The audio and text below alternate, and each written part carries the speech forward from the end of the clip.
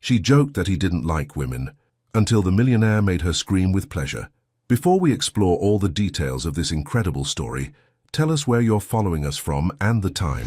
Subscribe to the channel so you don't miss a thing, and let's embark on this journey together. The worst kind of trouble starts with laughter. The Seattle rain drummed against the 42nd floor windows of Nexus Tech, creating a rhythmic backdrop to the Tuesday afternoon chaos. In the sleek break room, the coffee machine gurgled like an old friend sharing secrets, and Rainey Brooks stood beside it, her rich brown skin glowing under the warm LED lights. At 27, she possessed the kind of natural beauty that made people pause.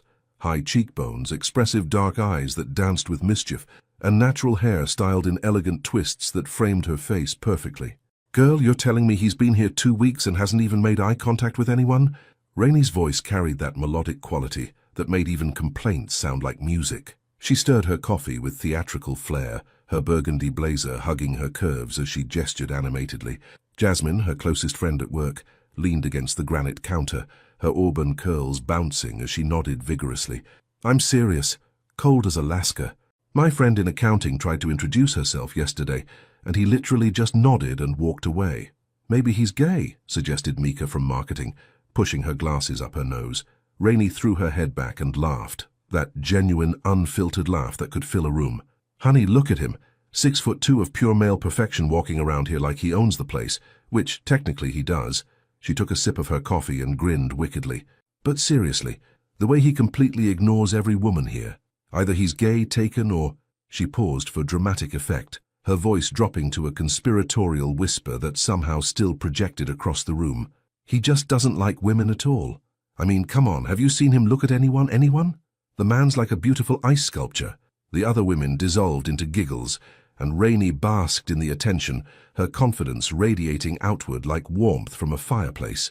She'd always been the entertainer, the one who could find humor in anything, who could make the mundane feel magical with just the right words and perfect timing. "Maybe he's just intimidated by strong, beautiful women," Jasmine added, winking. "Please," Rainey scoffed, setting her mug down with a gentle clink. "I bet if I walked into his office right now and asked him to dinner, he'd probably—" The words died in her throat. The temperature in the room seemed to drop 10 degrees. Behind her, she heard the soft sound of expensive leather shoes against marble flooring, the kind of footsteps that spoke of custom-made Italian shoes, and a man who moved through the world with absolute authority. Her friends' faces transformed from amusement to horror in real time, their eyes widening as they stared past her shoulder. No. Rainey's heart began a frantic rhythm against her ribs as she slowly, so slowly, turned around. Ashton Hale stood 3 feet away, his tall frame filling the doorway like he'd been carved from marble by a Renaissance master who had a thing for devastating good looks. Dark hair, perfectly styled, steel-gray eyes that seemed to see straight through pretense, and a jawline that could cut glass.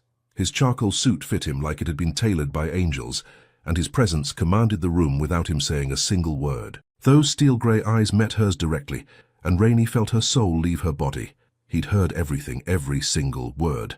The silence stretched between them like a taut wire, electric and dangerous. Rainey could feel her cheeks burning, her usually quick wit completely abandoning her when she needed it most.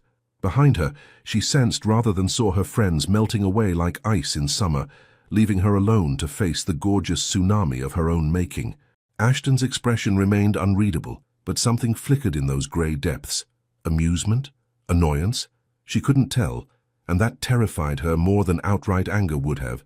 Then, slowly, deliberately, he raised one perfectly sculpted eyebrow.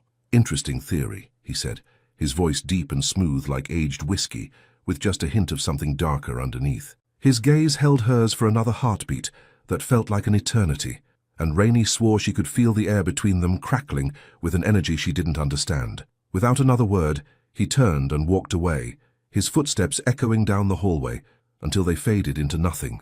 Rainey stood frozen, her coffee growing cold in her hands, her heart hammering so loudly she was sure the entire building could hear it. "Oh my God," Jasmine whispered from somewhere behind her. "You're so fired." But Rainey barely heard her, because as Ashton had turned to leave, she'd caught something in his eyes, something that made her stomach flip and her skin tingle with awareness. He hadn't looked offended. He'd looked intrigued. What had she just gotten herself into? Some mistakes change everything, especially when they're not mistakes at all. The next morning arrived wrapped in Seattle's typical grey embrace, but Rainey felt like she was walking through a fever dream. She'd barely slept, replaying that moment in the break room over and over, until her brain felt raw from overthinking. Every time she closed her eyes, she saw those steel-grey depths looking at her with something that definitely wasn't anger. But what was it? Standing in front of her bathroom mirror, she applied her lip gloss with trembling fingers. The woman staring back at her looked put together, navy wrap dress that accentuated her curves, natural hair swept into a sophisticated low bun, minimal makeup that highlighted her warm brown eyes. But inside, she felt like a live wire, buzzing with nervous energy she couldn't shake. "Get it together, Rainey," she whispered to her reflection. He probably forgot about it already. Rich CEOs don't have time to obsess over random employees making stupid jokes. Except the way he'd looked at her didn't feel random at all.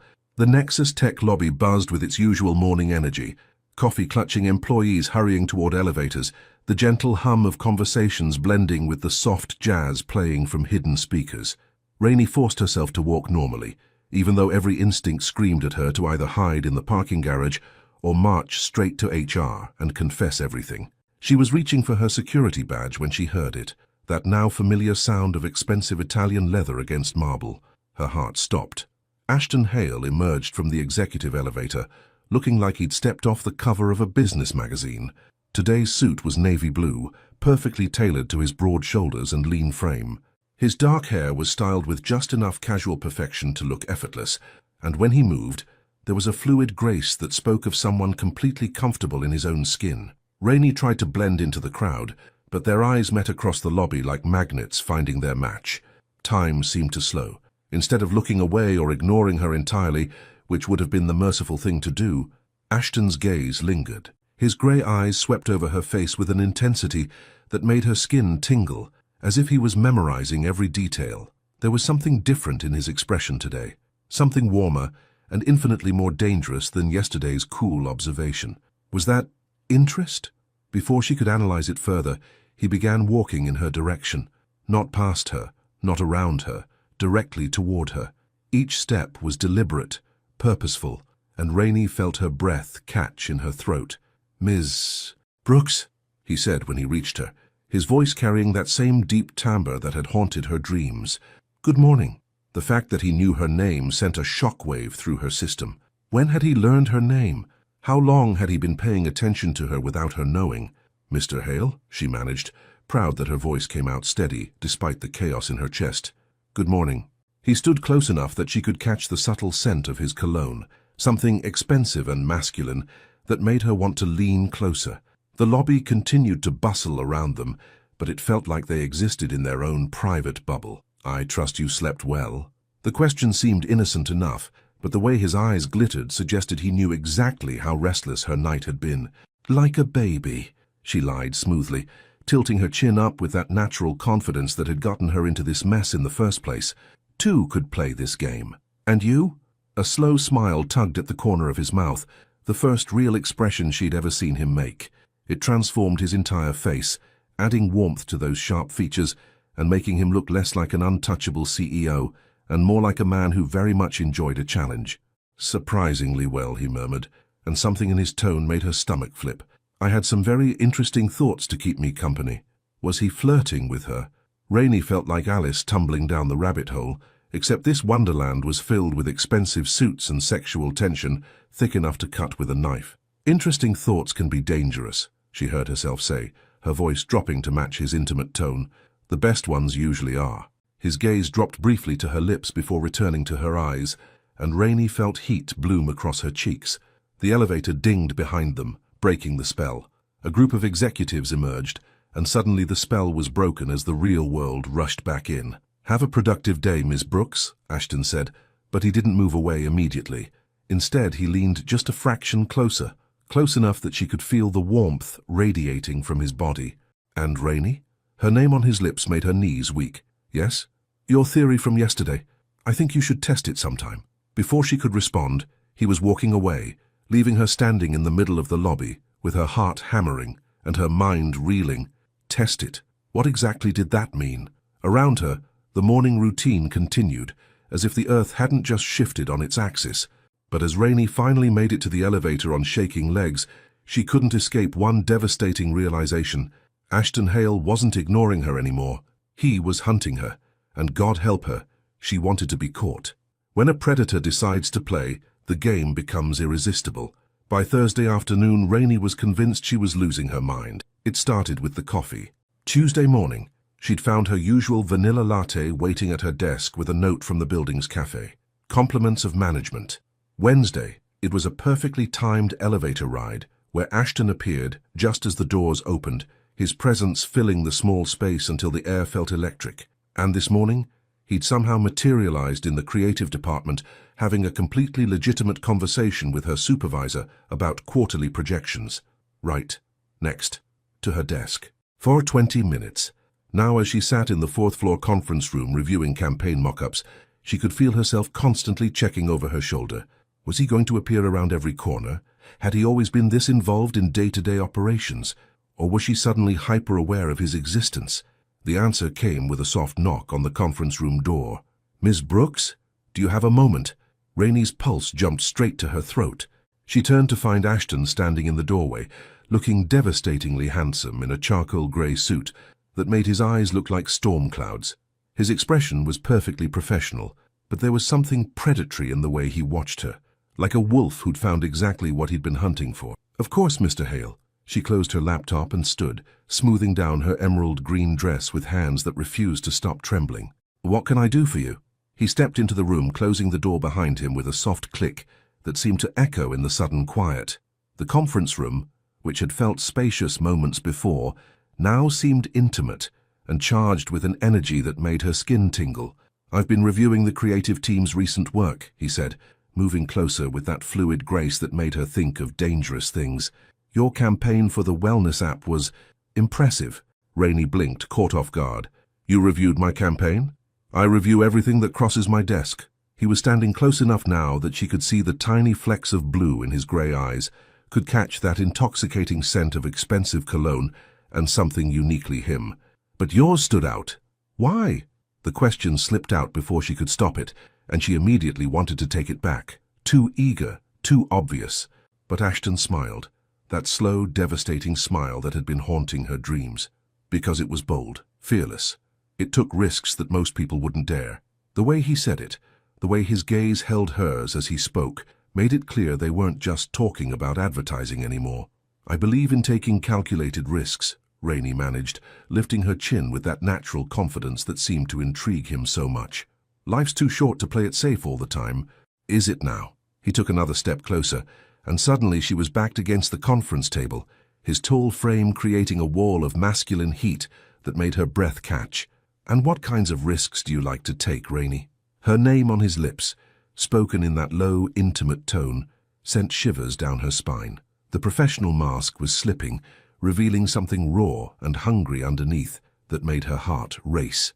"That depends," she whispered, surprised by her own boldness. "What's being offered?" For a moment, the air between them crackled with possibility. Ashton's gaze dropped to her lips, and Rainey felt herself leaning forward, drawn by a magnetic pull she couldn't resist. Then his phone buzzed. The spell broke, and Ashton stepped back, the professional mask sliding seamlessly back into place.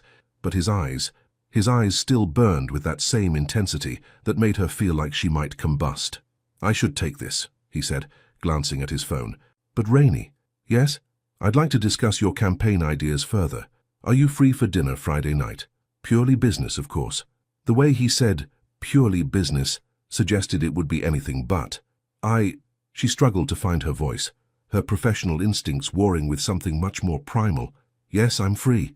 "Perfect." He moved toward the door, then paused, turning back with that predatory smile. "And Rainey, about that theory of yours." Her heart stopped. "What about it? I think you're about to discover just how wrong you were." He left her standing there, gripping the edge of the conference table for support, her entire body humming with an energy she didn't know how to process. Dinner with Ashton Hale, her boss, the man who'd been systematically dismantling her sanity for the past 3 days with nothing more than strategically timed appearances and looks that could melt steel. Rainey sank into the nearest chair, pressing her hands to her flushed cheeks. What was she doing? This was dangerous territory, the kind that could destroy her career and her peace of mind. But as she replayed the hunger in his eyes, the way his voice had dropped when he said her name, she realized something that should have terrified her. She didn't care about the danger anymore.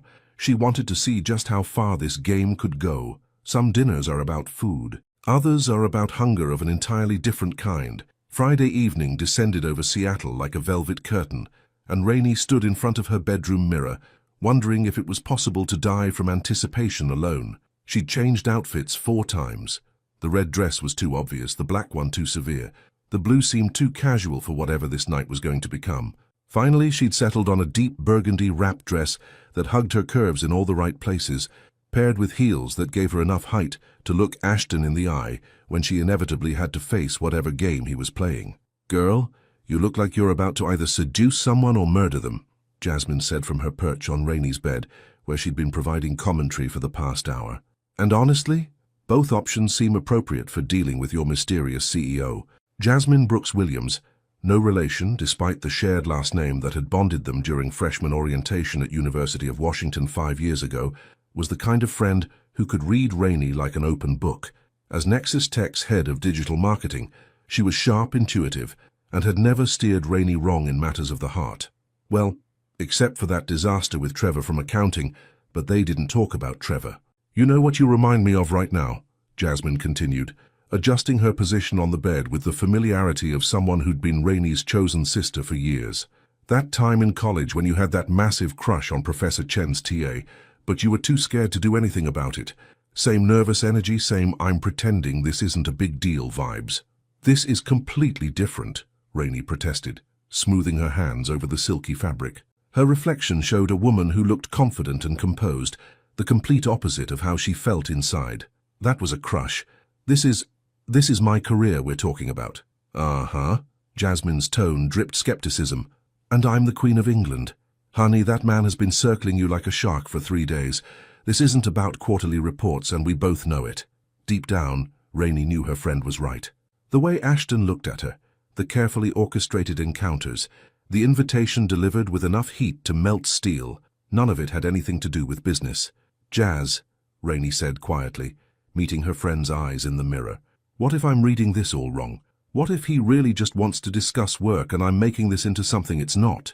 Jasmine was quiet for a moment, her expression softening with the kind of understanding that came from years of friendship. "Rain, honey, I've watched you demolish presentations that left board members speechless. I've seen you negotiate contracts that made seasoned executives weep. You don't doubt yourself professionally." She paused, choosing her words carefully. "So if you're this nervous, it's because this isn't professional. Trust your instincts." Her phone buzzed. "Car will be there in 10 minutes. Looking forward to tonight." The casual sign-off, just the initial, felt intimate in a way that made her stomach flutter. How had he gotten her number? When had he arranged a car? The man was thorough. She'd give him that. "Okay, time for real talk," Jasmine said, standing up and gripping Rainey's shoulders with the familiarity of someone who'd helped her through heartbreak, career doubts, and that unfortunate incident with the hair bleach sophomore year. "What are you doing, really doing? Because this guy isn't some random dude you met at a coffee shop. He's your boss. He's rich enough to buy small countries, and he's clearly used to getting what he wants." Rainey met her own eyes in the mirror, seeing the truth she'd been avoiding all week. "I don't know," she admitted quietly. "But Jazz, when he looks at me, I feel like the most interesting person in the world, like he sees something in me that I didn't even know was there." "You know what scares me?" Jasmine asked, her voice gentle but serious. "It's not that he's your boss or that he's rich or even that this could complicate your career. It's that I've never seen you look at someone the way you looked at him when he walked away from that coffee machine." "How did I look at him?" "Like you were already halfway in love and terrified about it." The words hit Rainey like a physical blow, mainly because they might be true. "That's ridiculous. I barely know him." "Sometimes the heart doesn't need a full biography, Rain. Sometimes it just knows." Jasmine's voice carried the weight of experience. Her own relationship with her fiancé, Marcus, had started with a similar instant recognition that had scared them both. "The question is, are you brave enough to find out what this could be?" The restaurant Ashton had chosen was understated elegance personified. Soft lighting, intimate booths, and the kind of quiet luxury that whispered rather than shouted wealth. Rainey arrived precisely on time, her nerves humming with an energy that felt electric. She spotted him immediately. Ashton sat at a corner table, and the sight of him in a dark suit without a tie, his shirt open at the collar, nearly stole her breath. He looked relaxed in a way she'd never seen at the office, still devastatingly handsome, but more approachable, more human. When he saw her approaching, he stood, and the smile that spread across his face was worth every moment of nervous energy she'd expended. Rainey. He moved to pull out her chair, his hand briefly touching her lower back as she sat. The contact lasted only seconds, but it left her skin tingling. "You look incredible. Thank you." She settled into her seat, hyper-aware of how close he was, how the subtle scent of his cologne seemed to wrap around her like a promise. "This place is beautiful. I thought you might appreciate somewhere we could actually talk." He poured wine from a bottle that had apparently been waiting, a rich red that probably cost more than her monthly rent. Away from curious eyes and office politics. The implication hung in the air between them. This wasn't just dinner. This was them, stripped of professional pretenses, sitting across from each other with nothing but honesty and whatever this electric thing between them was.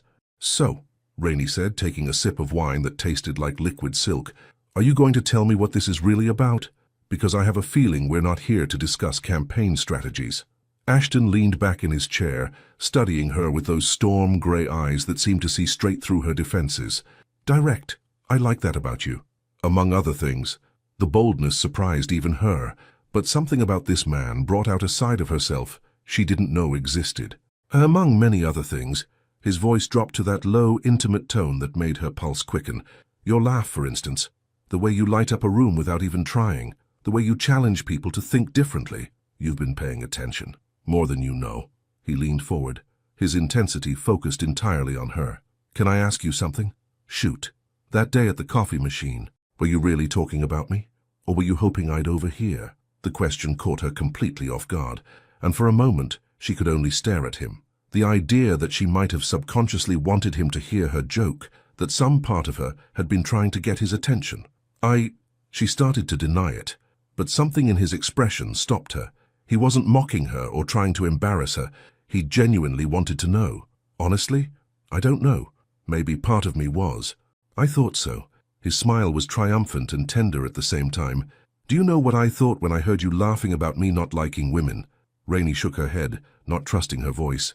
"I thought, she has no idea what she's talking about, and I'm going to spend every day proving her wrong."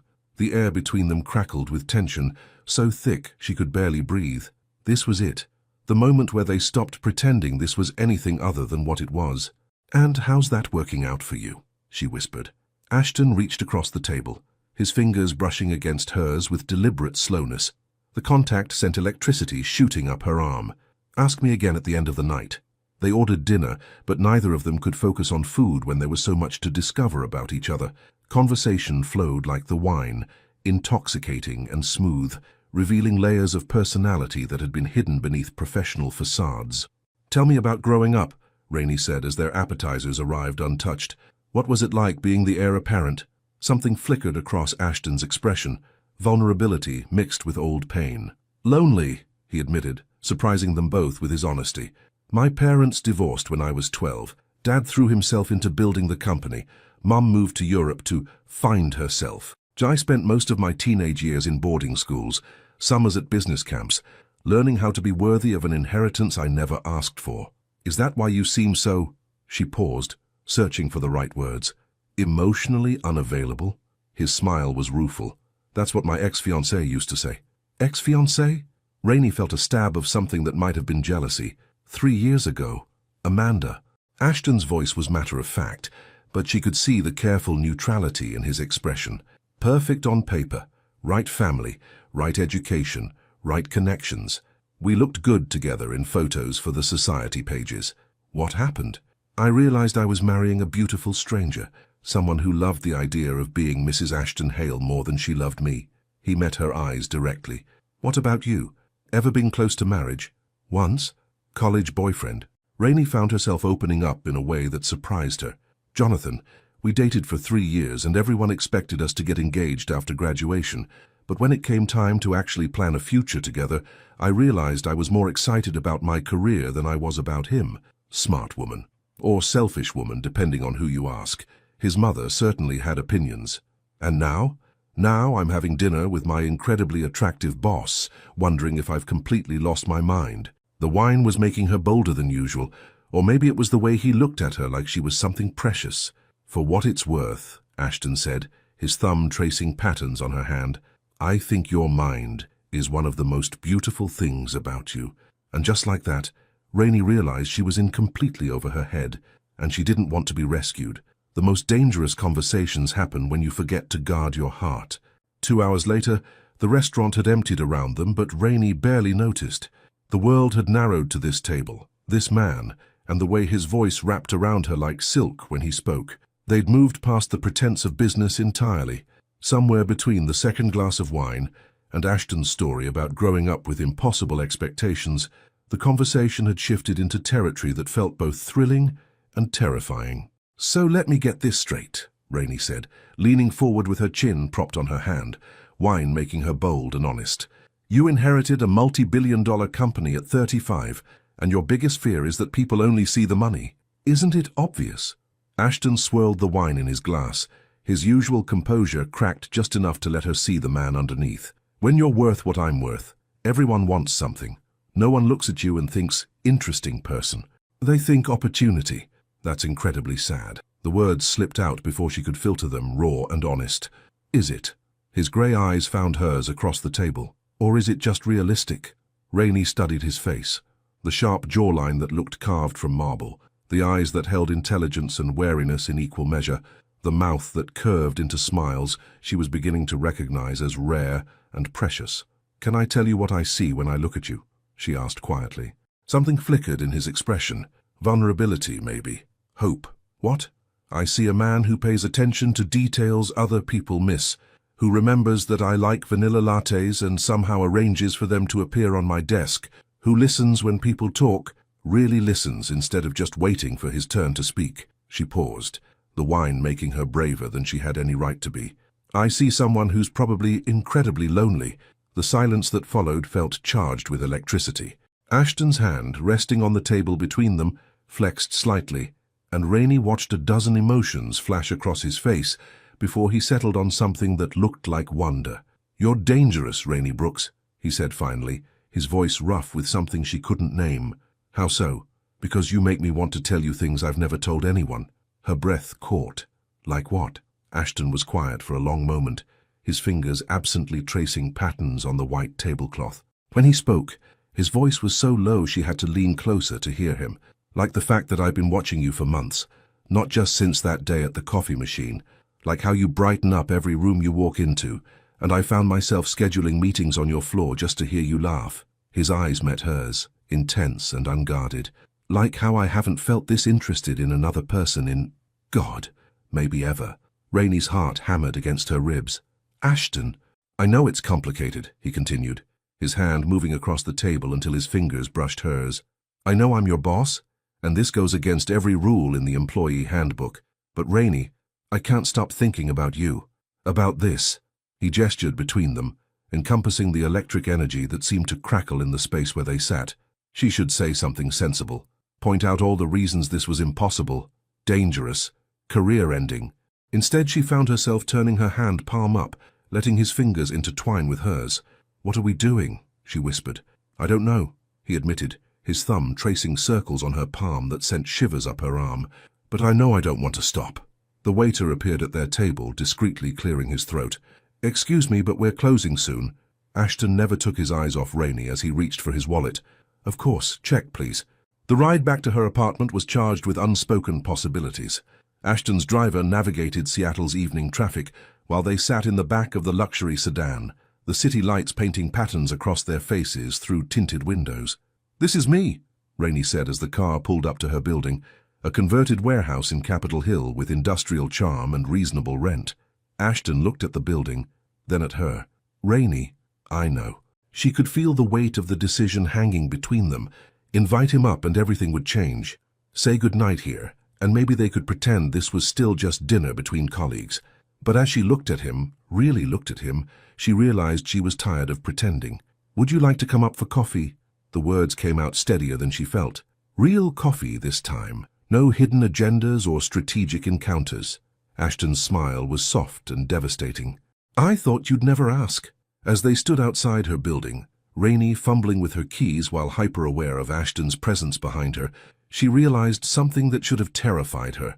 She was falling for him, hard, and there was no safety net. Some nights rewrite your entire story in the space between one heartbeat and the next.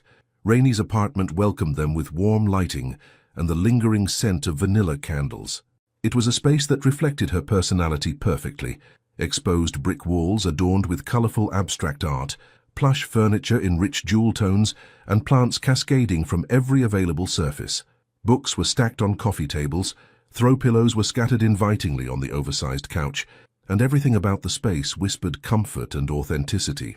Ashton stepped inside, his tall frame seeming to fill the cozy living room, and Rainey watched him take it all in with those observant grey eyes that missed nothing. "This is very you," he said softly, running his fingers along the spine of a book on her coffee table, a collection of Maya Angelou poetry that was worn from repeated reading. He picked up another volume, smiling at the title, The Color of Water, James McBride. "Is that good or bad?" Rainey asked, suddenly nervous about having him in her personal space, seeing the parts of herself she didn't share with the world. "It's perfect." He turned to face her, and the intensity in his gaze made her breath catch. "It's honest, warm, beautiful." He paused, his voice dropping to that low, intimate tone that made her skin tingle. "Like you." She watched as he moved through her space with careful reverence, pausing at the gallery wall of family photos. "Is this your family?" Rainey joined him, her shoulder brushing his as she pointed to different pictures. "That's my mom, Diana. She's a nurse at Seattle Children's Hospital. Has been for 22 years. Her voice carried obvious pride. "And that's my dad, Robert. He teaches high school history and coaches basketball. They've been married 28 years. They look happy," Ashton observed, studying a photo of her parents dancing at what appeared to be a wedding. "They are. Disgustingly so, according to my younger brother." She laughed, pointing to another photo. "That's Jordan. He's at Stanford studying computer science. Brilliant kid, terrible at returning phone calls." "Sounds like a normal family." Something in his tone made her look at him more closely. "What about your parents? You mentioned they divorced." Ashton's expression grew distant. "My mother lives in Monaco now with husband number 3. Or is it 4? I lose track. My father, well, you know where he is." "The cemetery," Rainey said softly, remembering his brief mention of his father's death during dinner.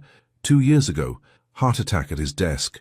Ashton's voice was carefully neutral, but she could see the pain he was trying to hide. "The last conversation we had was about quarterly projections. How's that for a final memory?" Without thinking, Rainey reached for his hand, intertwining their fingers. "I'm sorry. Don't be. We weren't particularly close. Hard to have a relationship with someone who viewed you as a business asset rather than a son." "Is that why you're so—" She paused, searching for the right words. "Careful about letting people in?" He turned their joined hands over, studying her fingers like they held secrets he wanted to learn. "Probably. Though I'm beginning to think some people are worth the risk." The words hung in the air between them, loaded with meaning and possibility. Rainey felt her heart hammering against her ribs as she gestured toward the kitchen. "Coffee?" she managed, proud that her voice came out steady despite the chaos in her chest. "I have that fancy stuff you rich people probably drink." Ashton laughed, a genuine, unguarded sound that transformed his entire face. "Rich people coffee? You know, the kind that costs more per pound than my monthly Netflix subscription." She was rambling now, nervous energy making her chattier than usual as she busied herself with the coffee maker. "I splurged after my last promotion. Figured if I was going to have caffeine addiction, it might as well be classy caffeine addiction." "What made you choose creative work?" he asked, leaning against the counter as she measured coffee grounds. "Most people I know went into tech for the money or the prestige. Honestly, I wanted to tell stories that mattered." She paused, considering her words. "My mom used to work double shifts when I was little, and my dad would make up these elaborate bedtime stories to help me fall asleep. Not fairy tales, real stories about regular people doing extraordinary things. I guess I wanted to do that professionally." "And do you? Tell stories that matter?" "I try. That wellness app campaign you mentioned? It was for mental health resources in underserved communities. Not exactly glamorous, but..." She shrugged, suddenly self-conscious. "But it probably changed lives," Ashton finished. "That's not unglamorous, Rainey. That's beautiful." She was aware of him moving closer, his presence a warm weight at her back, as she fumbled with coffee filters. When his hands settled gently on her shoulders, she froze. Rainey. The way he said her name, soft, almost reverent, made her turn around. He was standing so close she could see the flecks of blue in his grey eyes, could feel the warmth radiating from his body. "You're nervous," he observed, his hands still resting on her shoulders, thumbs tracing gentle circles that sent shivers down her spine. "Terrified," she corrected honestly. This is not something I do. Invite my boss home for coffee after the most intense dinner of my life." "Good." His smile was tender and devastating. "Because this isn't something I do either. In fact, I can't remember the last time I've been in someone's home. A real home, not some designer showplace." "What does your place look like?" she asked, genuinely curious. "Like a hotel suite that someone pays a lot of money to maintain." He shook his head, looking almost embarrassed. "All clean lines and expensive furniture that no one ever actually sits on. Nothing like this." His gaze swept over her living room again. "Nothing with personality or warmth or soul?" Rainey suggested. "Exactly." His hands moved from her shoulders to frame her face, his touch so gentle it made her heart ache. "You have so much soul, Rainey. It radiates out of you like heat from a fire." She leaned into his touch, her eyes fluttering closed for a moment. When she opened them, he was studying her face like he was memorizing every detail. "What are we doing, Ashton?" she whispered. "Really doing?" "I don't know," he admitted, his thumb tracing the curve of her cheek. "All I know is that I've spent 3 years building walls around myself, convincing myself that keeping people at a distance was protection, and then you laughed about me not liking women, and suddenly—" He paused, searching for the right words. "Suddenly, I remembered what it felt like to want something more than quarterly profits and board meetings." The coffee maker gurgled behind them, ignored. The city hummed beyond her windows, forgotten. The world had narrowed to this moment, this man, this feeling building between them like a storm gathering strength. "I want to kiss you," Ashton said quietly, his forehead resting against hers. "I've wanted to kiss you since that first day at the coffee machine, but I need you to know that if I do, there's no going back. Not for me." Rainey felt her breath catch, her heart racing so fast she was sure he could hear it. "What do you mean?" "I mean, I'm not good at casual, Rainey.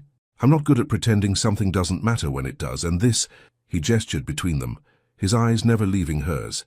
"This matters. You matter." The honesty in his voice, the vulnerability she could see in his eyes, broke something open inside her chest.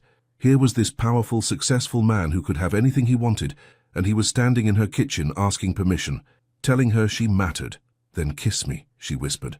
The words had barely left her lips before his mouth was on hers, and suddenly the world exploded into sensation. His kiss was everything she'd imagined, and nothing she was prepared for. Tender and fierce, controlled and desperate all at once.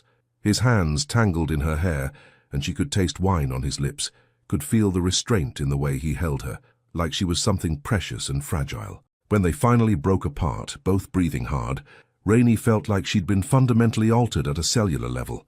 Ashton rested his forehead against hers, his hands still cradling her face. "Jesus, Rainey," he breathed. "What are you doing to me?" She reached up to trace the line of his jaw, marveling at the way he leaned into her touch. "The same thing you're doing to me."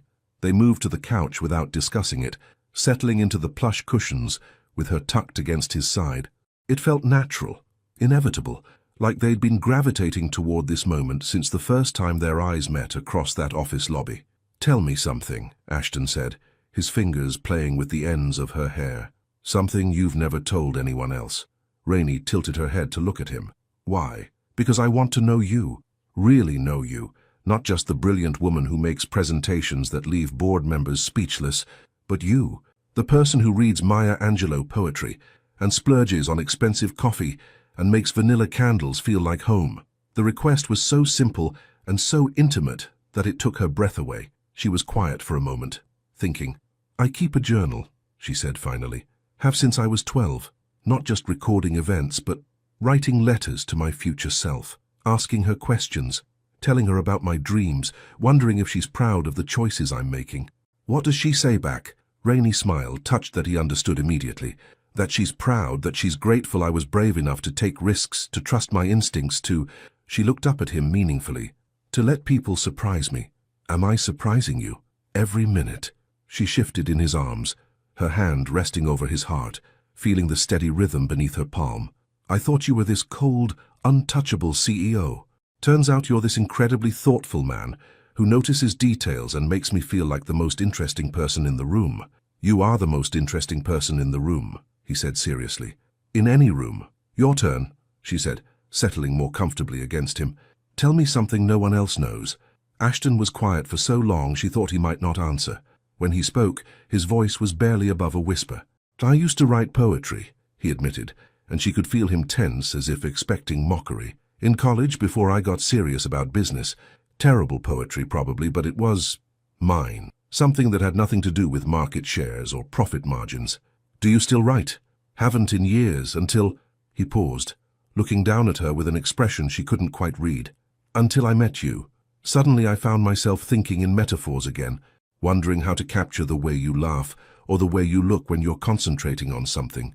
Rainey felt her heart squeeze tight. That's not terrible, Ashton.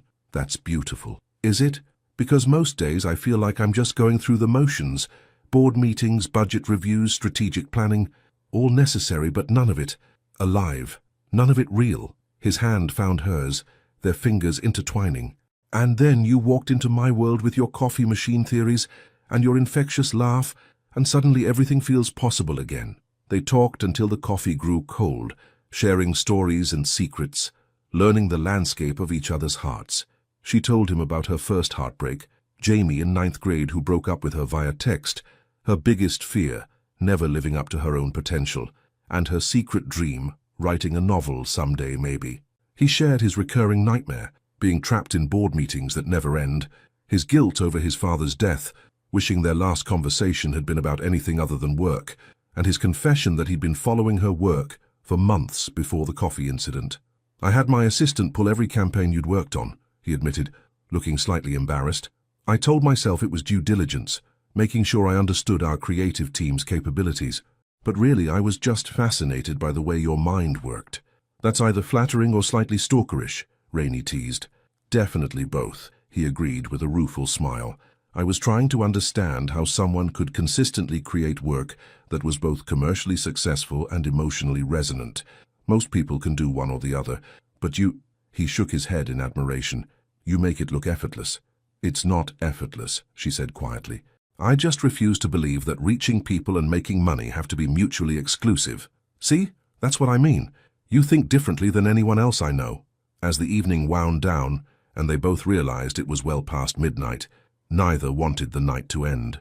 But when Ashton finally left, after a kiss that lasted long enough to leave them both breathless and wanting more, Rainey stood at her window watching his car disappear into Seattle's glittering darkness.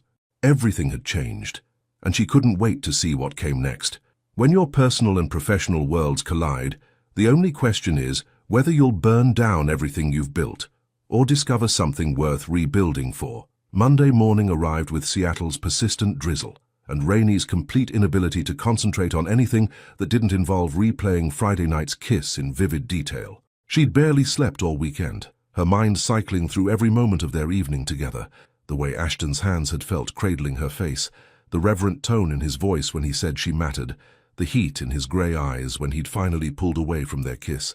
Her apartment still smelled faintly of his cologne, a constant reminder that everything had fundamentally shifted.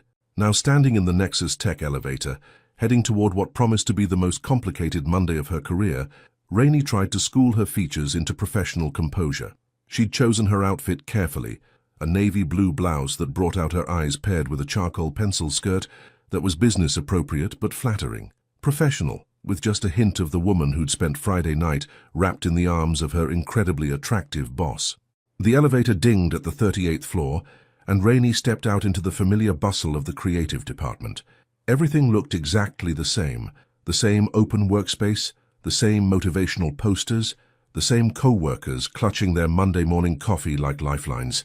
But she felt like she was walking through a movie set, playing the role of herself, while her real self was still tangled up in memories of Ashton's touch.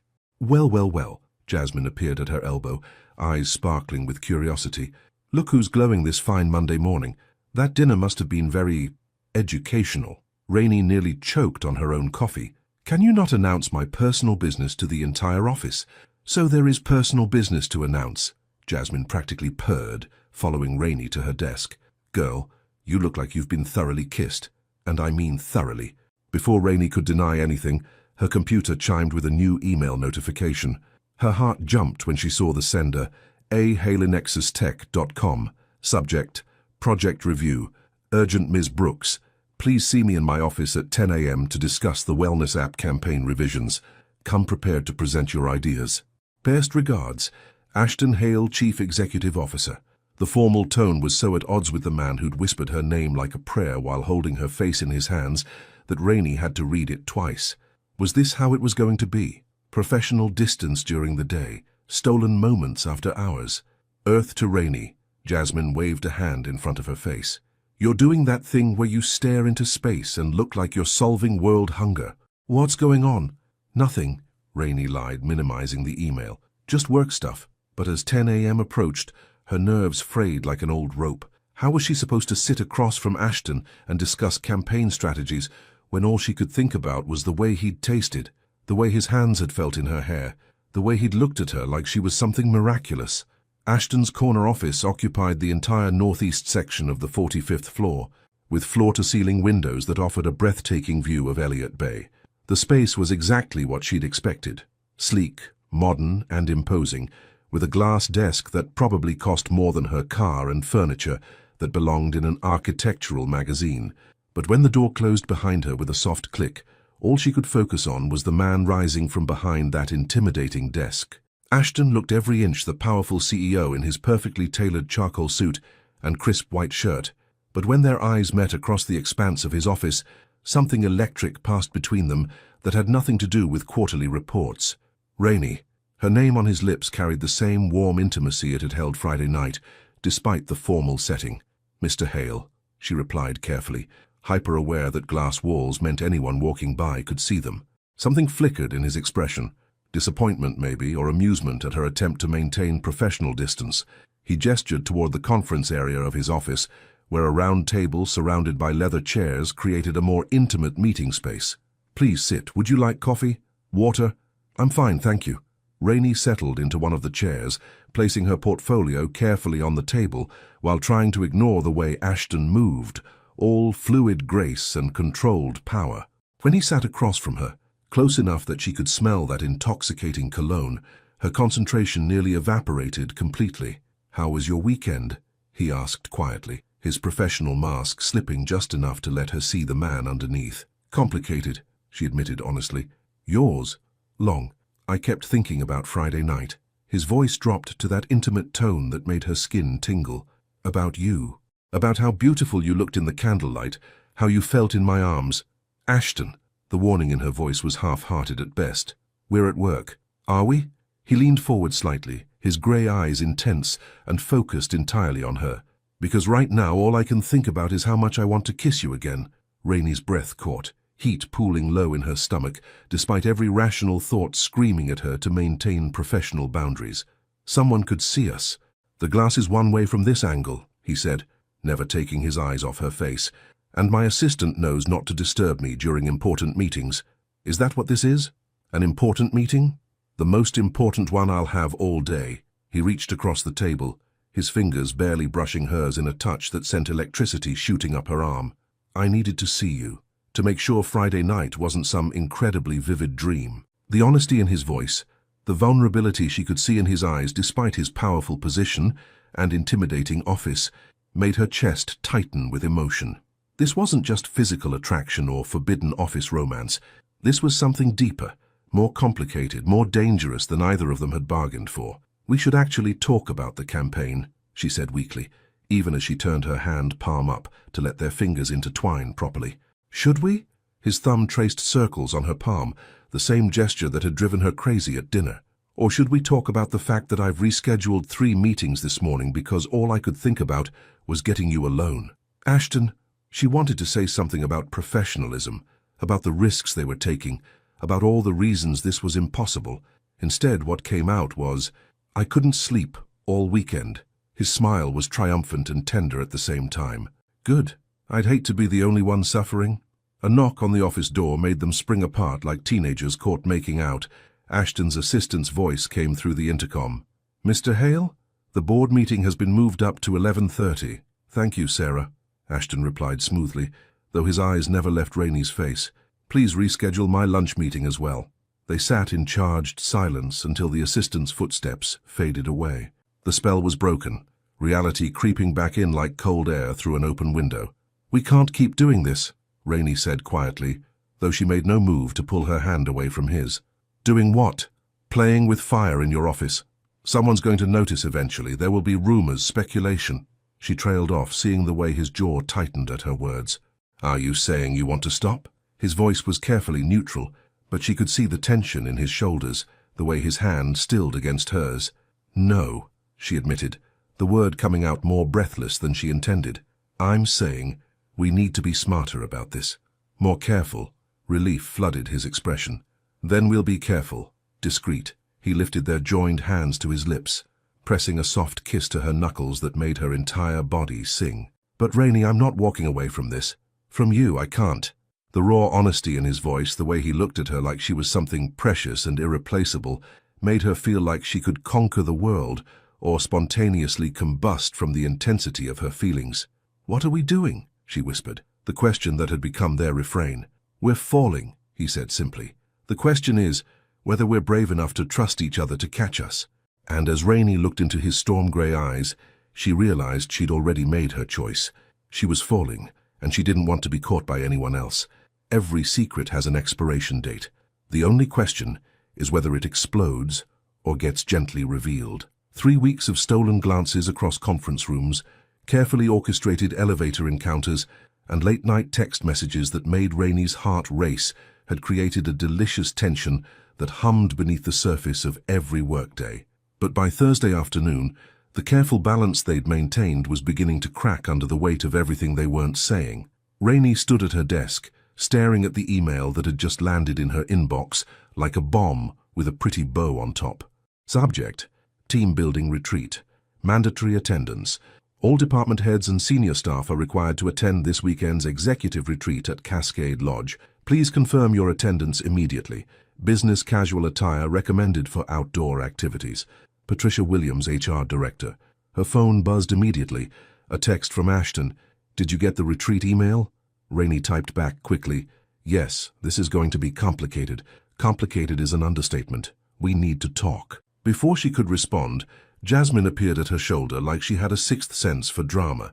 As head of digital marketing, Jazz had perfected the art of reading people. It was essential for understanding consumer behavior and predicting market trends. Unfortunately for Rainey, those same skills made her impossible to lie to. "Ooh, fancy mountain retreat," Jasmine said, reading over her screen. "I bet the food will be amazing. And maybe you'll finally get some action with that mysterious guy you've been texting all the time." Rainey's blood froze. "What mysterious guy?" "Girl, please." Jasmine rolled her eyes, settling onto the edge of Rainey's desk with the familiarity of someone who'd been doing it for years. "You think I haven't noticed? The constant smiling at your phone, the way you've been glowing like you're radioactive with happiness, the fact that you've started wearing lip gloss to work every day?" She lowered her voice conspiratorially. "And don't think I missed that new perfume. That's not drugstore stuff, honey. I want to smell irresistible to someone specific perfume." "There's no he," Rainey lied, but even she could hear how unconvincing she sounded. Jasmine's expression shifted from playful to concerned, as someone who'd watched her best friend navigate heartbreak, career challenges, and that unfortunate phase where Rainey thought she could pull off bangs. Jazz had developed a finely tuned ability to read between the lines. "Rainey." Her voice was gentle but serious. "I've known you for 5 years. I know the difference between your 'I'm crushing on someone' glow and your 'I'm falling hard for someone who might break my heart' glow. And honey, you've been wearing the second one for weeks." "Jazz. And I suppose that hickey you tried to cover with concealer last week was from a very aggressive mosquito." Jasmine's voice carried the tone of someone who'd caught her friend in a well-meaning but obvious lie. Rainey's hand flew to her neck instinctively, even though the mark had faded days ago. "You saw that?" "I see everything, babe. It's my job to notice details other people miss." Jasmine's expression softened with the kind of understanding that came from years of friendship. "Look, I'm not trying to pry into your business, but I am trying to look out for you. And whoever this guy is, he's got you acting different." "Different how?" "Happier, for one thing. But also—" Jasmine paused, choosing her words carefully. "More careful. Like you're protecting something precious. The Rainey I know doesn't sneak around." She doesn't hide relationships or dodge questions about her personal life. So either this guy is married, which would be a hard no from me, or there's some other complication that's making you feel like you can't be honest with your best friend. The insight hit too close to home, and Rainey felt tears prick at her eyes. The irony of having the best relationship of her life with the one person she absolutely couldn't tell her best friend about was starting to eat at her. "Jazz," she said quietly, "if I told you I was involved with someone who could potentially complicate my career, what would you say?" "I'd say that depends on whether he's worth the risk." Jasmine's voice was serious now, all traces of teasing gone. "And I'd ask if he's treating you right, if he's making you feel valued and respected, and if he's willing to fight for you when things get complicated." She paused. "Because things always get complicated, Rain. The question is whether you have a partner or just someone who disappears when the going gets tough. What if I told you he makes me feel like the most interesting person in the world, like he sees parts of me I didn't even know existed?" "Then I'd say you're in love," Jasmine said softly. "Real love, the kind that changes you. And I'd tell you that life's too short to let other people's opinions keep you from happiness." She studied her friend's face. "But I'd also remind you that you're worth fighting for, and anyone who's not willing to do that doesn't deserve you." Rainey felt a tear escape despite her best efforts. "When did you get so wise about relationships?" "When I almost let Marcus slip away because I was scared of how other people would react to us being together."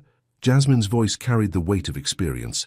"My family had opinions about me dating someone who didn't have a college degree. His family thought I was some bougie princess who wouldn't last 5 minutes in the real world. We almost broke up 3 times before we realized we were letting other people write our love story. And now? Now we're engaged, planning a life together, and both our families have come around because they can see how happy we make each other." Jasmine reached over and squeezed Rainey's hand. "Love worth having is love worth fighting for, babe. Just make sure he's willing to do the fighting with you, not expecting you to do it alone." "Relax, your secret's safe with me," Jasmine continued, her voice gentle but knowing. "But honey, whoever he is, he's got you glowing like a woman in love. And you know what? I'm happy for you. You deserve someone who makes you smile like that." If only she knew, Rainey thought as her heart clenched with a mixture of guilt and longing. The weight of keeping such a massive secret from someone who'd been her anchor through every major life event was becoming almost unbearable.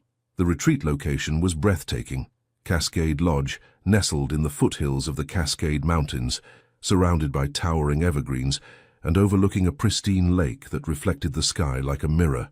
Under different circumstances, Rainey would have been thrilled to spend a weekend in such a beautiful setting. Instead, she felt like she was walking into a minefield. The evening welcome reception buzzed with conversation and the clink of wine glasses on the lodge's wraparound deck. Rainey nursed a glass of Pinot Noir and tried to look engaged in a conversation about quarterly projections, while hyper-aware of Ashton's presence across the deck. He looked devastatingly handsome in dark jeans and a navy button-down that made his grey eyes look like storm clouds. Every so often their gazes would meet across the crowd, and the heat in his eyes made her skin tingle, despite the mountain air's cool bite. The careful distance they maintained felt like physical pain, watching him laugh at someone else's jokes, seeing other women compete for his attention, having to pretend he was just another executive instead of the man who'd made love to her with words and gentle touches just days before. "Earth to Rainey," came a voice beside her. Brad from accounting was looking at her with concern, his kind face creased with worry. "You okay? You seem distracted." "Just tired from the drive," she said quickly, forcing herself to focus on the conversation. Brad was harmless, a sweet guy in his early 30s, who'd been asking her to coffee for months with the persistence of someone who didn't quite understand that friendship was all she was offering. "Well, if you need anything this weekend, just let me know," Brad said, his hand briefly touching her arm. "I'm just down the hall from you." Across the deck, Rainey saw Ashton's jaw tighten almost imperceptibly as he watched the interaction. The possessive flash in his eyes sent a thrill through her, even as her rational mind reminded her that he had no right to be jealous in public. 20 minutes later, when she excused herself to use the restroom, she wasn't entirely surprised to find Ashton waiting in the lodge's dimly lit hallway. "We need to talk," he said without preamble, his voice low and urgent. "Not here," she whispered, glancing around the deserted hallway. "Someone could—" "Conference room B is empty," he interrupted. "I checked." Against her better judgment, she followed him down the hall and into the small conference room overlooking the lake. The moment the door closed behind them, The careful distance they'd maintained all evening evaporated. "This is torture," Ashton said, running his hands through his hair in frustration. "Watching you all evening? Having to pretend you're just another employee? Acting like I don't know exactly how you taste when you laugh? Ashton." His name came out breathless as he stepped closer, his familiar scent enveloping her like a warm embrace. "I know we agreed to be careful, but God, Rainey, I'm going crazy. Do you have any idea how difficult it is to watch other men flirt with you and not be able to do anything about it?" "Other men?" she echoed, confused. "Brad from accounting has been hovering around you all night. And don't get me started on the way James from marketing kept finding excuses to touch your arm during dinner." His voice carried an edge she'd never heard before, raw and possessive in a way that made her pulse quicken. The possessive edge in his voice sent heat spiraling through her, even as the rational part of her brain registered the dangerous territory they were entering. "You're jealous." "Damn right I'm jealous." He stepped closer, close enough that she could see the muscle ticking in his jaw. "I want to tell every man here that you're mine. I want to hold your hand during dinner and dance with you without having to worry about office gossip or HR violations. I want to wake up with you in my arms without checking to make sure the curtains are closed tight enough." The raw honesty in his voice made her chest tight with emotion. This wasn't just about physical attraction or forbidden romance. This was about a man who was falling as hard and fast as she was, struggling with the same impossible situation. "But we can't," she said softly, her heart breaking a little at the frustration in his voice. "You know we can't." "I know." He reached up to cup her face, his thumb tracing her cheek with infinite gentleness. "But that doesn't make it any easier. Sometimes I think about just walking away from all of this. The company, the responsibilities, the expectations. Taking you somewhere we could just be ourselves without worrying about who's watching." "You don't mean that, don't I?" His grey eyes were intense, searching her face. "What if I told you I'd give it all up for you, for us?" The words should have thrilled her, but instead they sent a chill of fear through her system. "Ashton, no, that's not what I want. I don't want you to sacrifice everything for me." "Then what do you want?" "I want both," she said fiercely. "I want you, and I want my career, and I want us to find a way to make this work without anyone having to give up who they are." The door handle rattled, and they sprang apart just as it opened to reveal Patricia Williams from HR, her sharp eyes taking in the scene with the precision of a heat-seeking missile. "Mr. Hale, Ms. Brooks." Her tone was carefully neutral, but Rainey could see the calculation behind her gaze. "I was looking for you both. The evening activities are about to begin." "Of course," Ashton replied smoothly, his professional mask sliding effortlessly back into place. "We were just discussing the Q4 campaign strategy." In a conference room alone with the lights dimmed, Patricia's smile was razor-sharp. "How dedicated of you both." Rainey felt her cheeks burn with embarrassment and something close to panic. Patricia Williams had been with the company for 15 years and had a reputation for knowing everything about everyone. If she suspected something— "The lighting controls are quite sensitive," Ashton said calmly. "Motion sensors." "Ah." Patricia's gaze moved between them like a tennis match. "Well, perhaps we could continue any business discussions tomorrow during the scheduled meetings. Tonight is supposed to be about team bonding, after all." "Absolutely," Rainey managed, proud that her voice came out steady. "I was just heading back to the reception." As they filed out of the conference room, Patricia fell into step beside Rainey. "Ms.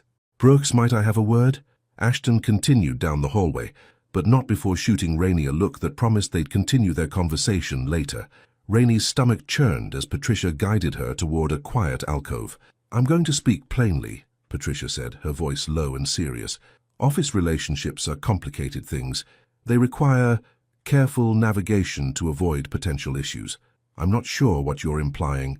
"I'm not implying anything. I'm stating facts." Patricia's expression softened slightly. "You're a valuable employee, Rainey. Talented, dedicated, well-liked by your colleagues. It would be a shame if anything were to complicate that." The warning was gentle but unmistakable. Rainey felt like she was balancing on the edge of a cliff, one wrong word away from professional disaster.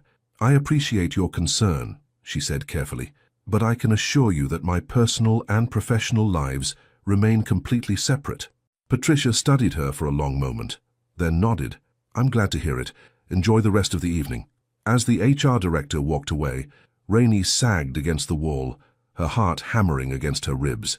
They'd been careful, discreet, professional, but apparently not careful enough. Her phone buzzed with a text from Ashton. We need to talk. Tomorrow morning. Early. Rainey stared at the message, knowing with crystal clarity that everything was about to change. The question was whether they'd survive the storm that was coming, or whether their secret would destroy everything they'd built, both together and apart. Sometimes love means having everything to lose. Sometimes it means having everything to fight for. Dawn crept over Cascade Lodge like a hesitant promise, painting the lake in shades of rose gold and amber. Rainey hadn't slept more than an hour, her mind cycling through every possible conversation she might have with Ashton, every scenario that could unfold from Patricia's thinly veiled warning. She found him exactly where his text had said he'd be, on the dock extending into the pristine lake, dressed in running clothes with his dark hair still damp from exercise. Even facing potential professional disaster, the man looked like he'd stepped off the cover of a fitness magazine. "You're early," he said as she approached, his voice carrying that familiar warmth despite the gravity of their situation. "Couldn't sleep." Rainey settled beside him on the wooden bench at the dock's end, careful to maintain enough distance that they looked like colleagues having a casual conversation. "You?" "Same." He stared out over the water, his profile sharp and beautiful in the morning light. "I keep thinking about Patricia's expression when she found us. She knows."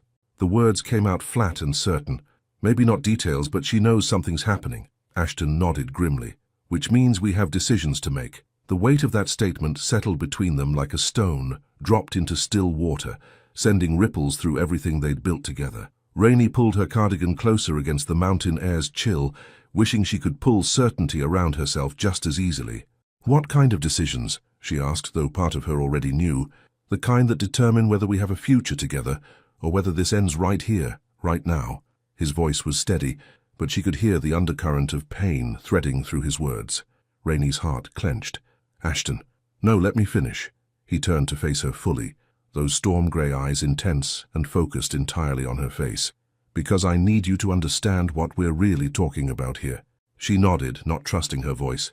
"If Patricia reports her suspicions to the board, I could face censure for inappropriate workplace conduct. It would be a scandal, bad publicity for the company. The board might demand my resignation to avoid the negative attention." He paused, his jaw tightening. "And you could face worse. Accusations of sleeping your way to better assignments, questions about every promotion you've earned, whispers that would follow you for the rest of your career." The stark reality of his words hit her like cold water. She'd been so caught up in the intoxicating rush of their connection that she'd pushed the potential consequences to the back of her mind. "So, what are our options?" she whispered. "3. Ashton's voice was clinical now, like he was presenting a business proposal instead of discussing the fate of their hearts. "Option 1. We end this now. Completely. No more stolen moments, no more texts, no more pretending we can maintain professional distance while wanting each other this much." Rainey felt something shatter inside her chest at the thought, but she kept her expression neutral. "What's option 2? We come clean. Full disclosure to HR, accept whatever consequences come, and hope that my position in the company offers some protection." His laugh was bitter. "Though that's assuming the board doesn't decide I'm a liability they can't afford." "And option 3. For the first time since she'd joined him on the dock, Ashton's professional mask slipped, revealing the vulnerable man underneath. "You leave Nexus Tech." The words hung in the air between them like a physical blow. Rainey stared at him, processing what he was really asking. "Leave?" she repeated. "Leave the job I've worked for years to build? The career I've put everything into? I know how it sounds. Do you?" The words came out sharper than she intended, anger flaring hot and sudden in her chest. "Because it sounds like you're asking me to sacrifice everything I've worked for while you get to keep everything you've inherited." Ashton flinched as if she'd struck him. "That's not... I didn't mean it like that." "Then how did you mean it?" Rainey stood abruptly, pacing to the dock's edge with her hands clenched into fists. "Because from where I'm standing, it sounds like when things get complicated, the woman is expected to give up her career, while the powerful man gets to continue on unchanged." "Rainey, please, no." She spun around to face him, 3 weeks of suppressed emotion finally finding its outlet.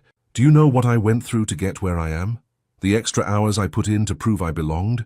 The ideas I had to fight for because people assumed I was just diversity hiring? The comments I've endured? The assumptions I've had to overcome?" Ashton stood too, his face pale but determined. "I know." "No, you don't know." The words tore out of her like a dam bursting. "You inherited your position, Ashton. You walked into the corner office because your last name was on the building. I earned every single thing I have, and now you're asking me to walk away from it all for a relationship that started 3 weeks ago. The silence that followed was deafening, broken only by the gentle lapping of water against the dock posts.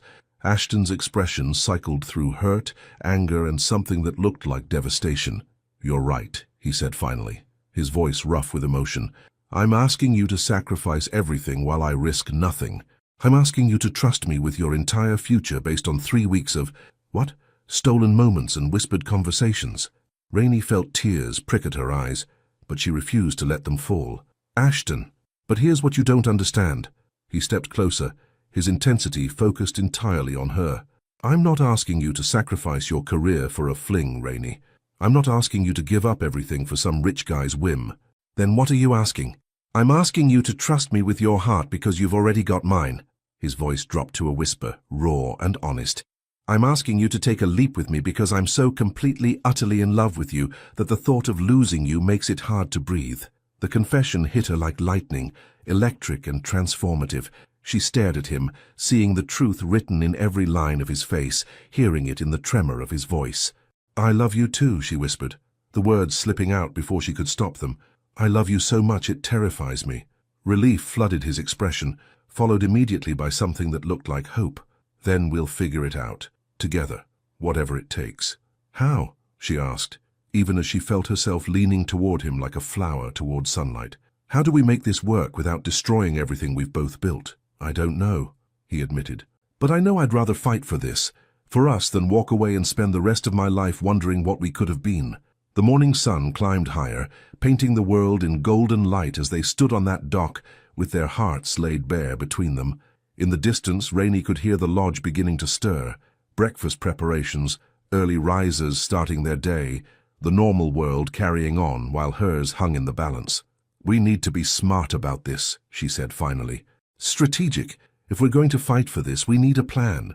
Ashton's smile was like sunrise breaking through storm clouds. "What did you have in mind?" "I don't know yet," she admitted, "but I know I'm not giving up on us without a fight." And as they stood together facing an uncertain future, one thing became crystal clear. Whatever came next, they would face it together. The greatest victories are not won in boardrooms or corner offices. They are won in the quiet moments when two hearts decide to trust each other completely. 2 weeks later, Rainey stood outside the Nexus Tech boardroom, her heart hammering against her ribs, with a rhythm that had nothing to do with caffeine and everything to do with the decision she and Ashton were about to make. The plan they'd crafted during late-night phone calls and carefully orchestrated lunch meetings was either brilliant or completely insane, possibly both. But as she smoothed down her burgundy blazer, the same color she'd worn to their first dinner, she felt a calm certainty settle over her like armor. Today, they stopped hiding. Ashton emerged from the elevator looking like he'd stepped off the cover of Forbes magazine, his charcoal suit perfectly tailored and his expression composed. But Rainey could see the tension in his shoulders, the way his jaw tightened when their eyes met across the lobby. "Ready?" he asked quietly as they walked toward the boardroom together. "Terrified," she admitted, "but ready." The boardroom was already filled with the senior leadership team, 12 of the most powerful people in the company, including Patricia Williams, whose sharp gaze tracked their entrance like a heat-seeking missile. Rainey took her seat at the far end of the polished conference table, hyper-aware of every eye in the room. "Before we begin with today's agenda," Ashton said, his voice carrying the authority that came naturally to him, "I have an announcement to make." The temperature in the room seemed to drop 10 degrees. Patricia leaned forward slightly, her expression predatory and expectant. Board members exchanged glances that ranged from curious to concerned. "As you all know, Nexus Tech has always prided itself on transparency and ethical business practices," Ashton continued, his gaze sweeping the room before settling on Rainey's face. "Which is why I'm informing you that I've entered into a personal relationship with Ms. Rainey Brooks from our creative department." The silence that followed was deafening. Rainey could hear her own heartbeat, could feel the weight of 12 pairs of eyes shifting between her and Ashton, with varying degrees of shock, calculation, and disapproval. Patricia was the first to speak, her voice carefully controlled. "Mr. Hale, I believe we discussed the potential complications of workplace relationships. You expressed concerns," Ashton replied smoothly, "which is why Ms. Brooks and I have developed a comprehensive plan to address any potential conflicts of interest. He nodded to Rainey, who stood on legs that felt steadier than she'd expected. This was it, the moment where she either proved herself or watched her career implode in real time. Over the past 2 weeks, I've been in negotiations with Meridian Creative Agency, Rainey began, her voice clear and confident despite the chaos in her chest. They've offered me a position as Senior Creative Director, with primary responsibility for developing campaigns for tech sector clients. She paused, seeing the surprise ripple through the room. Even Patricia looked caught off guard. However, Rainey continued, I've proposed an alternative arrangement. I would like to establish Brooks Creative as an independent consulting firm, with Nexus Tech as my primary client. This would allow me to continue working on projects I'm passionate about, while eliminating any concerns about workplace impropriety. The silence that followed was different now, thoughtful rather than shocked. Board members were leaning forward, their business minds clearly engaged by the unexpected proposal. You're proposing to go freelance? Asked Robert Chang, the chief financial officer. I'm proposing to build something of my own, Rainey replied firmly. Something that allows me to maintain my professional integrity while also honoring my personal choices.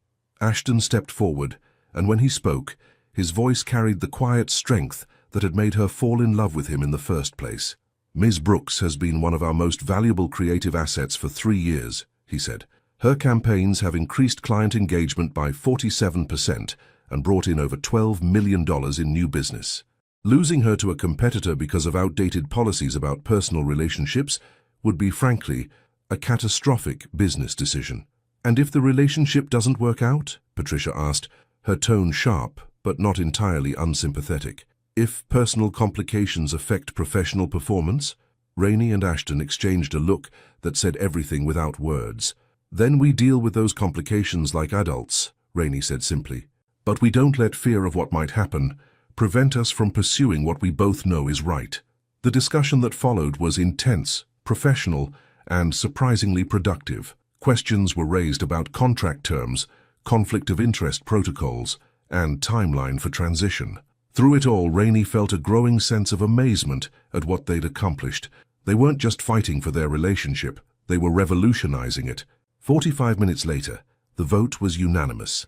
Brooks Creative would be established as an independent contractor with a 3-year exclusive agreement with Nexus Tech. Rainey would maintain her current projects while building her own client base, and all personal relationship protocols would be waived given the change in employment status.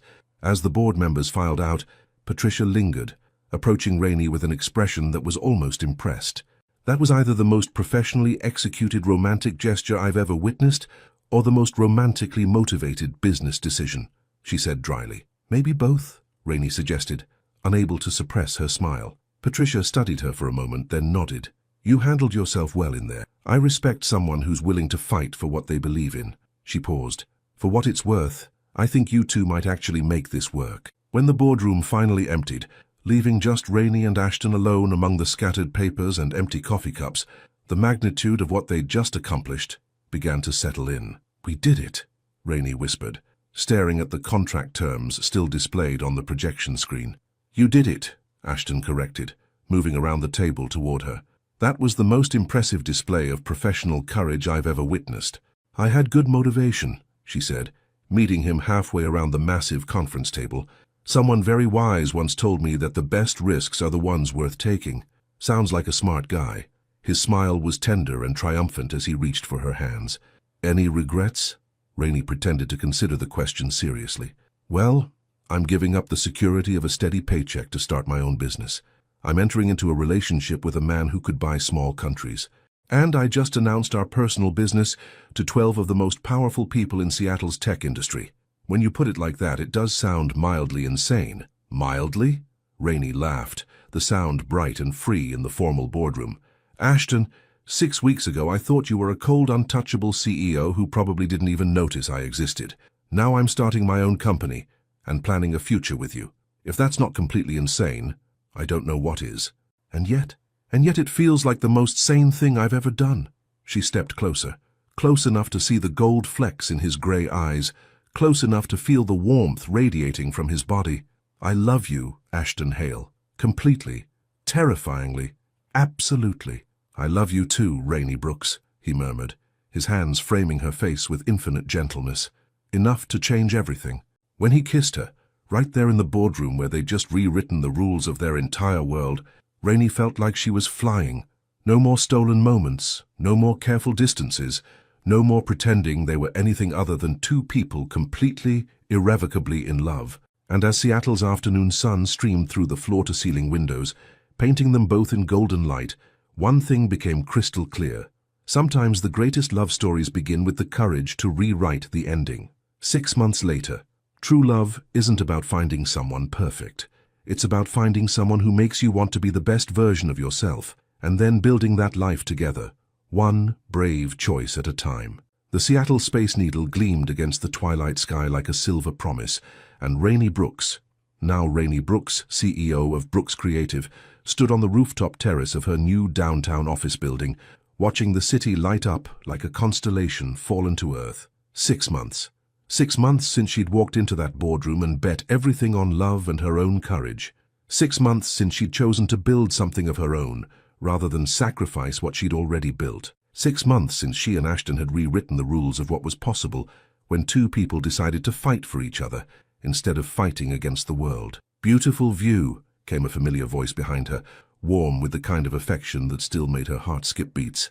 Rainey turned to find Ashton approaching, with 2 glasses of champagne, looking devastatingly handsome in dark jeans and a cashmere sweater that made his grey eyes look like storm clouds kissed by starlight. Even after all this time, the sight of him still took her breath away, not just because he was beautiful, but because of the way he looked at her, like she was something miraculous that he couldn't quite believe was real. "It is beautiful," she agreed, accepting the champagne and settling into his arms like coming home. "Hard to believe this is actually mine." Brooks Creative had exceeded every projection, every hope, every dream she'd dared to harbor. 3 major clients beyond Nexus Tech, a team of 4 brilliant creatives, and a reputation that was already drawing attention from companies across the Pacific Northwest. She'd built something that was entirely hers, something that bore her name and her vision. "You earned every bit of this," Ashton murmured, pressing a kiss to the top of her head. "Though I have to admit, I'm a little jealous of how much time you spend here." "Says the man who once worked 18-hour days," Rainey laughed, tilting her head back to look at him. "Besides, someone taught me that the best risks are worth taking." "Smart guy. The smartest." She turned in his arms, her hands settling on his chest where she could feel the steady rhythm of his heart. "Though he's gotten a lot more relaxed lately.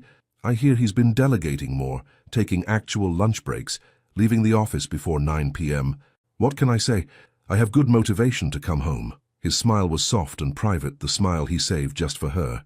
Speaking of which, he reached into his pocket, and Rainey's breath caught as he pulled out a small velvet box that seemed to hold all the promise in the world. "Ashton," she whispered, "6 months ago you took the biggest risk of your life on a man you'd known for 3 weeks, he said, his voice rough with emotion. "You trusted me with your heart, your future, your dreams. You chose to build something beautiful instead of letting fear tear down what we'd found." He dropped to one knee on the rooftop terrace, the city sparkling around them like a benediction, and Rainey felt tears spring to her eyes. Rainey Brooks, brilliant entrepreneur, fearless risk-taker, the woman who changed my entire world with a joke about coffee machines. "Will you marry me?" The ring was perfect, a classic solitaire that caught the city lights and threw them back like captured stars. But it was the look in Ashton's eyes that made her knees weak, the vulnerability and hope and absolute certainty she saw there. "Yes," she whispered, then louder. "Yes, absolutely yes." The ring slid onto her finger like it had been made for her hand, and when Ashton stood to kiss her, the whole world seemed to shimmer with possibility. They were no longer the cautious woman and guarded man who'd circled each other in corporate hallways, stealing glances and wondering what if. They were partners, equals, 2 people who'd chosen to build a life together, despite every obstacle the world had thrown in their way. "I love you," Rainey said against his lips, the words carrying all the weight of everything they'd overcome and everything they still had to discover together. "I love you too," he replied, "enough to spend the rest of my life proving it." As they stood together on that rooftop, Seattle glittering beneath them and the future stretching out ahead like an unwritten love song, Rainey realized something profound. Sometimes the best love stories don't begin with certainty. They begin with courage. The courage to be vulnerable when vulnerability seems dangerous. the courage to trust when trust feels impossible, the courage to build something new instead of clinging to something safe. 6 months ago, she'd been a woman hiding her feelings behind professional distance, convinced that love and career couldn't coexist. Tonight, she was an engaged entrepreneur who'd learned that the right person doesn't ask you to choose between your dreams, they help you build bigger ones. "What are you thinking about?" Ashton asked, watching her face in the reflected glow of the city lights. "How a joke about coffee machines led to this," she said, lifting her hand to watch her engagement ring catch the light. "How one moment of embarrassment turned into the greatest love story of my life." "Our life," he corrected gently. "This is our story, Rainey, and we're just getting started." She looked up at him. This man who'd seen her at her most awkward and fallen in love anyway, who'd fought for them when fighting seemed impossible, who'd supported her dreams, even when those dreams meant changing everything they'd planned. "Ready to write the next chapter?" she asked. "With you?" Ashton smiled, that devastating smile that had started it all. "I'm ready for everything." Final message. Love is the most beautiful risk we can take. It asks us to be vulnerable, to trust, to believe in something bigger than ourselves. Rainey and Ashton's story reminds us that real love isn't about finding someone perfect. It's about finding someone worth fighting for, worth growing with, worth building a future alongside. Their journey from that embarrassing moment at the coffee machine to this rooftop engagement teaches us that sometimes our most mortifying mistakes can become our most beautiful beginnings. Sometimes the love that scares us most is exactly the love that will transform our lives in ways we never imagined possible. In a world that often tells us we have to choose between professional success and personal happiness, Rainey and Ashton chose to create a third option, building a life where both could flourish. They remind us that with the right partner, we don't have to sacrifice our dreams, we get to expand them. Their story is proof that love at its best makes us braver, stronger, more generous versions of ourselves. It challenges us to take risks, to be honest about what we want, and to fight for the relationships that make us feel most alive. Because at the end of the day, the greatest victories aren't measured in boardrooms or bank accounts. They're measured in the quiet moments when two hearts choose each other, again and again, no matter what obstacles stand in their way. Your participation means so much to our story community. We'd love to hear from you. If you were in Rainey's position, facing the choice between a secure job and an uncertain future with the person you love, what would you do? Would you have had the courage to start your own business and fight for love at the same time? Thank you for joining Rainey and Ashton on their journey.